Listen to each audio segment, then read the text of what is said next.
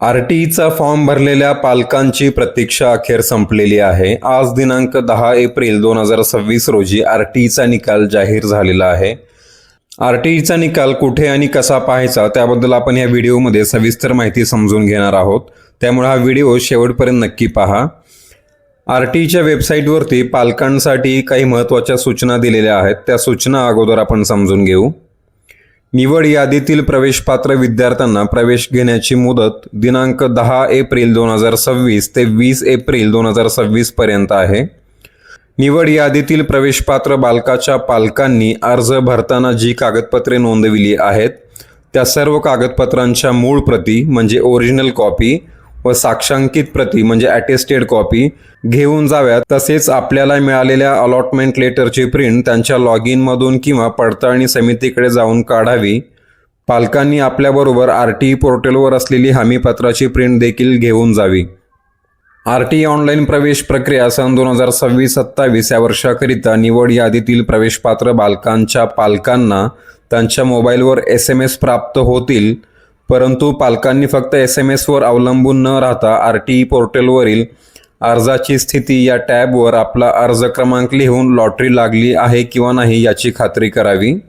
Admit card काढण्यासाठी पालकांनी log in करू नये. पोर्टलवर दिलेल्या अर्जाची स्थिती या टॅबचाच वापर करावा. अर्ज भरताना जी कागदपत्रे नोंदविली आहेत त्या सर्व कागदपत्रांच्या मूळ प्रती व साक्षांकित प्रती पडताळणी समितीकडे जाऊन विहित मुदतीत आपला प्रवेश ऑनलाईन निश्चित करावा. आपला प्रवेश ऑनलाईन निश्चित झाला आहे याची रिसीट पडताळणी समितीकडून घेणे आवश्यक आहे.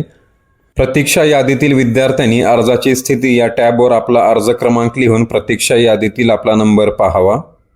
निवड यादीतील विद्यार्थ्यांनी प्रवेश घेण्याची मुदत संपल्यानंतर मगच प्रतीक्षा यादीतील विद्यार्थ्यांना अनुक्रमे SMS पाठवले जातील.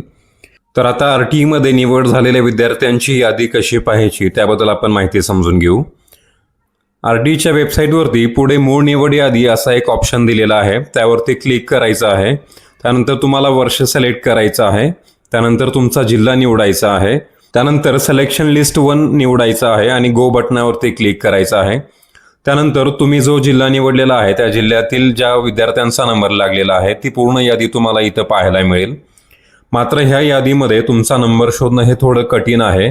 तर सोप्या पद्धतीने तुमचा रिझल्ट कसा पाहायचा ते मी पुढे सांगणार आहे. तर आर-टी-ईच्या निकालामध्ये एक वेटिंग लिस्ट देखील जाहीर करण्यात आलेली आहे. म्हणजे ज्यांचा सुरुवातीला नंबर लागलेला आहे त्यापैकी जर कोणी ॲडमिशन घेतलं नाही तर त्यांच्या जागी वेटिंग लिस्टमधल्या विद्यार्थ्यांचा नंबर लागणार आहे. त्यानंतर आर-टी-ईमध्ये तुमचा नंबर लागलेला आहे का हे तपासण्याची सोपी पद्धत आपण समजून घेऊ. आर-टी-ईच्या वेबसाईटवरती ॲप्लिकेशन वाईज डिटेल्स अर्जाची स्थिती असा एक टॅब आहे. त्या टॅबवरती क्लिक करून तुम्हाला तुमचा ॲप्लिकेशन नंबर टाकायचा आहे आणि गो बटनावरती क्लिक करायचं आहे. त्यानंतर तुमचा जर नंबर लागलेला असेल तर त्या ठिकाणी शाळेचं नाव आणि इतर माहिती दिसेल आणि अलॉटेडमध्ये S लिहिलेलं असेल. S लिहिलेलं असेल तर याचा अर्थ आहे की तुमचा नंबर लागलेला आहे. त्यानंतर तिथेच तुम्हाला तुमचं ॲडमिट कार्ड डाउनलोड करायचं आहे आणि ते ॲडमिट कार्ड घेऊन तुम्हाला तुमच्या व्हेरिफिकेशन सेंटरवरती जाऊन तुमचे डॉक्युमेंट व्हेरिफिकेशन करायचं आहे. तर सर्व डॉक्युमेंटच्या ओरिजिनल कॉपी आणि झेरॉक्स कॉपी घेऊन तुम्हाला व्हेरिफिकेशन सेंटरवरती जाऊन तुमचे डॉक्युमेंट व्हेरिफिकेशन करायचं आहे. त्यानंतर व्हेरिफिकेशन सेंटरमधून तुम्हाला कन्फर्मेशन लेटर घ्यायचं आहे आणि त्या लेटरच्या आधारे शाळेमध्ये जाऊन तुमचं ॲडमिशन हे निश्चित करायचं आहे.